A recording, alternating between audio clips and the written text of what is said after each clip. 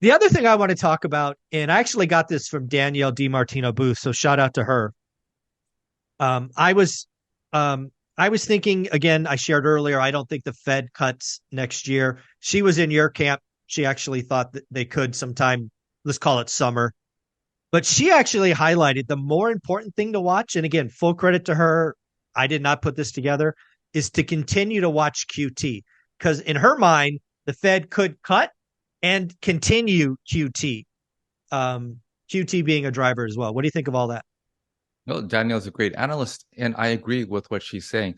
So I'll give you a little bit of history on this, actually. So Okay. traditionally in the Fed, they have some dogma, like any institution, and that is you don't step on the brake and the gas at the same time. Makes Right. perfect sense, right?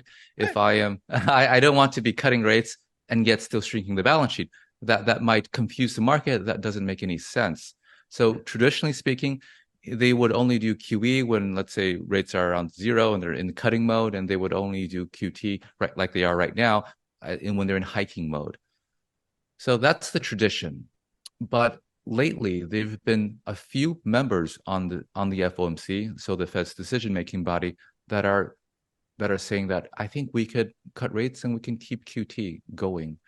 So they're thinking about that, and I think they're thinking about that because they want to get the Fed's balance sheet back to a smaller size. Now, what that means is that I think that's going to be put upward pressure on interest rates. Remember, back Yeah. to our basic supply and demand principle. If the Fed is shrinking their balance sheet, that means that the supply of Treasury securities to the private sector is increasing. So that's going to put more pressure on yields on longer dated interest rates. Yeah. So the one of the things, again, shout out to Danielle for that and yourself is we have to watch QT, right? This is or quantitative tightening. Even if we get the obligatory, here's a quarter point off in the summer, but if QT continues, we may not see the follow through on rates. Did I summarize that? Okay. Yeah, absolutely. Like we mentioned earlier, higher, longer dated yields can, to some extent, substitute for rate hikes. So if you have QT pushing the 10-year yield higher, maybe you don't need to hike your Fed funds rate anymore.